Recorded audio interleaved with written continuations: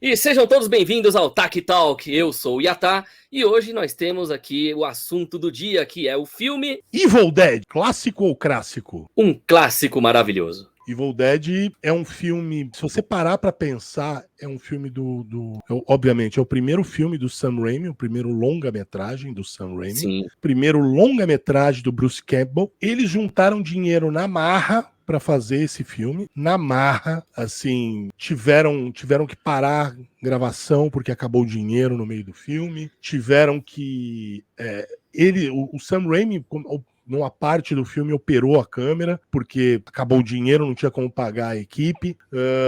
O outro produtor chegou a operar a luz e microfone de novo, porque não tiveram grana para terminar o filme. sim. E se você vê o produto final desse filme, ele segura até hoje. Tem, obviamente, algumas coisas que são datadas, mais por conta do baixo orçamento do que do período em que foi feito. Mas o gore, algumas coisas assim, a maquiagem principalmente. A maquiagem, você vê que ela sofre mais, obviamente, por conta de baixo orçamento. Mas é um filme que o Evil Dead, o primeiro, eu particularmente, quando eu reassisto o 2, que apesar dele ser basicamente uma refilmagem do primeiro filme, o tom é completamente diferente. Enquanto o tom do Evil Dead é um filme de terror, classicão, gore, o Evil Dead 2 já virou um terror, humor negro. Sim. O tom muda completamente. Mas vamos falar do Evil Dead, o primeiro. Sim. O que você acha dele, Yatá? Sem spoiler. Ele foi... Finge que você tá falando com completos retardados, um bando de imbecil, filha da puta, que nunca assistiu o caralho do Evil Dead. É um filme maravilhoso que mudou o cinema de terror completamente por muitos anos. Foi assim uma inovação enorme. O tipo de câmera utilizado, né, as filmagens, takes que eles estavam usando, né, principalmente a ideia da primeira pessoa, que não era muito, né, o estilo de cinema, né. Os efeitos especiais, alguns são muito bons e outros são bem capengas, mas justamente por falta de dinheiro, esses capenga no caso, e mesmo assim ele convence bem, né? O Evil Dead ele conseguiu mostrar que o Bruce Campbell ele consegue ser um ator muito versátil em um único personagem, né? Fazendo um personagem que é canastrão e ao mesmo tempo heróico, mesmo ele sendo de certa forma um anti-herói, né? A partir do segundo filme, mas desde o primeiro ele era o cara medroso que tem que ter coragem de algum lugar, né? Então assim a gente já vê, né, alguns personagens bons, outros não tão carismáticos assim, todos juntos fazendo essa salada mista que acaba fazendo um filme que não só mudou o cenário do terror, como o cinema em si, né? Eu curto muito, principalmente, né, a parte que eles conseguiram fazer com uma trilha sonora simples e bem assim dedicada ali, que te leva a sentir que tá dentro do filme. O terror você sente ali, é muito legal isso. E é um filme que, a princípio, custou $85 mil só, Sim. mas acabou terminando o custo final dele, né? Porque as pessoas esquecem que os custos de filme envolvem muitas coisas, mesmo quando você já tá todo o filme gravado, pós-produção pode custar muito mais, às vezes, do que o filme em si. Pós-produção e também distribuição. Então, esse filme acabou tendo um custo final de $450 mil, o que ainda é um baixíssimo custo para um filme. Mesmo, esse filme foi filmado em 79, só foi lançado em 81, mas na verdade ele teve um grande lançamento só em 83. Sim. E aí eles demoraram anos para pagar os investidores deles e tiveram uma margem de lucro ridícula. Inclusive, durante esse período todo, o Bruce Campbell dirigia Táxi e os outros dois produtores trabalham de assistente de direção, de orelha seca no mercado cinematográfico. E esse filme foi proibido em vários países por conta do gore excessivo, pro período principalmente. Foi proibido na Alemanha, assim. Imagina, um filme ser proibido na Alemanha. É, pesado. Exatamente. Na época ele era um filme pesado, né? Hoje não, mas na época era. E assim, uma crítica que eu concordo muito, de pessoas que são muito fãs do Sam Raimi, de pessoas que gostam muito do Sam Raimi, é que, na verdade, o Sam Raimi, ele é um pedreiro da direção, sabe? Sim. É um cara que chega lá e faz o trampo. Ele tem as marcas visuais dele, mas no geral ele é um trabalhador do cinema. Ele não é um artista. Ele não, e ele nem tem essa... E o legal é isso. Ele nem tem essa intenção. Ele sabe o que ele é e ele faz o trampo dele. E o trabalho dele é esse. Ele é o peão da indústria cinematográfica. Ele não tem nenhuma... Como é que é a palavra? De grandeza? Como é que é a palavra? Hoje tá me fugindo. O vocabulário hoje encurtou pra caralho, mano. Não, a gente pode lembrar que ele não é uma pessoa pomposa como a maioria, ele não tem arrogância. Não é uma questão nem de arrogância, é uma questão de ser artista ou não. Não é prepotência também, porque o cara é artista e não precisa ser prepotente. Sim.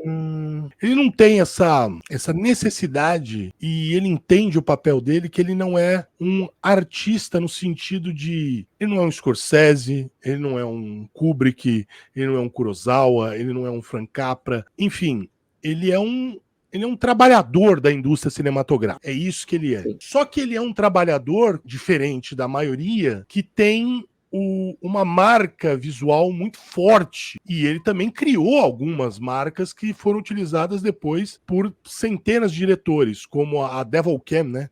Aquela câmera que vem... Primeira pessoa, assim. vem pela floresta, tal, pá. É uma coisa Sim. dele. E é uma marca registrada dele também. Você pode ver, você pega os filmes dele, mesmo filmes que não são de terror, o Doutor Estranho 2, você sabe que é um filme dirigido pelo Sam Raimi. Cagaram um filme todo, mas você sabe que é um filme dirigido por ele. Porque tem as marcas visuais de um filme do Sam Raimi. No Homem-Aranha, o zoom no olho, mostrando o reflexo do que tá acontecendo.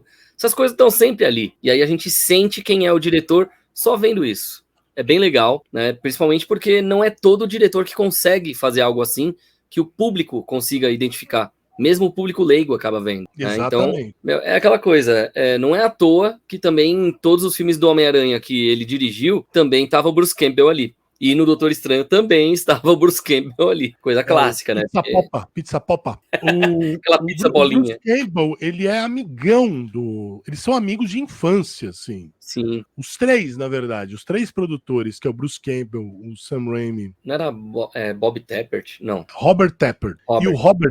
E o Robert Tappert, os três são amigos de infância. Então, eles começaram juntos. Uma outra curiosidade, que na verdade foi o que fez com que o filme se tornasse o que hoje é um cult classic e tenha atingido grande público e gerado uma franquia, foi que o Stephen King assistiu esse filme no Festival de Cannes de 82, adorou e meio que virou o padrinho do filme. Sim. E isso que fez com que esse filme fosse lançado nos cinemas, e assim, aí um lançamento nacional em 83. Só que, mano, ele foi competir... Qual que era o nome do filme? Ele estreou no mesmo final de semana do Flashdance. Fossem compartilhar esse tipo de não. E aí, vamos assistir Evil Dead ou Flashdance? Não, mas acaba atrapalhando um pouco, né? Às vezes o namorado quer convencer a mina a assistir um filme desse e ela atormenta a vida dele pra assistir o Flashdance. Porque a namorada sabe como é que são as coisas. É triste. É nessas horas que a gente fala, ó, pra quem assistiu os dois... Imagina agora a Henrietta fazendo aquela cena da água. Não dá certo. Mas, no geral, o Evil Dead é um filme slasher, não tem humor nenhum, ele não tem humor, e nem humor incidental. Ele não tem nem humor incidental que acaba acontecendo em filmes slashers. Ele não tem esse tipo de humor incidental.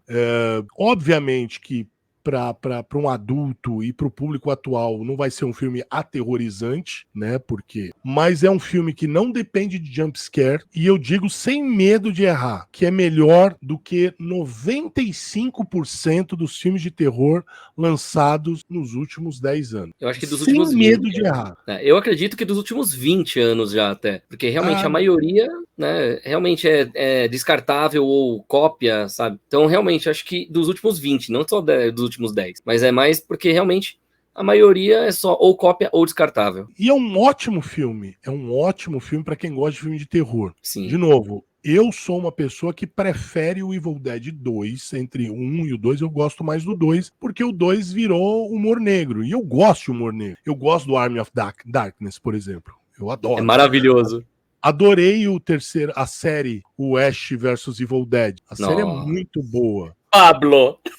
O Pablito lá, tal, pô, assim, eu gosto da série. E eu gosto do Ash, porque o Ashley, né, ele teve uma evolução nos filmes. Ele começou como... Ele nem era tão... Ele era um personagem ali. Ele não tinha um protagonismo. A única diferença dele pro outro cara é que ele virou, em vez da Final Girl, ele é o Final Boy, né? Ele é o personagem que vai até o final. Mas até esse momento, ou até, na verdade, metade do filme, o outro cara, ele acaba tendo até mais... ele é mais predominante no filme do que ele. Seja em fala, seja em até em tempo de tela mesmo, né? O Ash parece mais um sidekick dele do que qualquer outra coisa, um ajudante dele do que qualquer outra coisa. E aí depois ele se torna a Final Girl, e aí, né, a gente sabe o que acontece. O 2, ele já vira um cara, ele continua meio medroso, tal, por tudo que tá acontecendo, mas aí tem humor. Aí tem aquele humor e em momentos um humor, assim, aquele slapstick, né, assim, tipo gordo magro, os três patetas, esse tipo de coisa. E no terceiro, ele já vira o canastrão charmoso, né? Aquele canastrão que a gente ama odiar. O cara do Pillow Talk, né? É o cara do... O tamanho do queixo dele diz o quanto a pessoa acha que ele é herói. E e aí ele tem essa... Até que chega o ápice no Ash vs Evil Dead. Eu particularmente prefiro o primeiro Evil Dead do que o remake de 2013. O de 2013, ele é sanguinolento demais. Sim. E eu acho que falta o personagem... Não que tivesse que ter o Bruce Campbell, mas eu acho que falta o Ash. Sim. Eu acho que falta um personagem como o Ash, que tem uma evolução no filme, enquanto a personagem lá do Evil Dead é uma personagem bem chatinha. Sim. Até começar a matança toda, é uma personagem bem chata. Inclusive, diferente do Ash, que é um personagem mais bacana. Então, por isso eu prefiro o Evil Dead ao remake. Evil Dead 2 e o remake, pelo amor de Deus, não tem nem comparação. Quero ver esse último remake aí.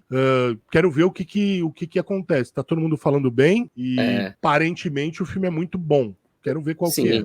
E segundo foi dito até pelo próprio Bruce Campbell, se passa no mesmo universo da versão dele, né, da trilogia original. Então, de repente, pode ser que tenha ainda um crossover no próximo depois desse, se realmente tiver. Mas aí é como ele mesmo disse, que ele só volta a fazer o Ash de novo, independente de ser cinema, televisão, streaming ou videogame, se for dirigido pelo Sam Raimi. É uma coisa incrível, né? Tem que ser ele. Mas tem que ser mesmo. Sam Raimi ele é o pai eles são os pais dessa criança, né? E eu acho que deveriam voltar o Ash Slash e os mini Ashes, né, antes de se transformarem naquele vilão do 3. Aquilo é maravilhoso.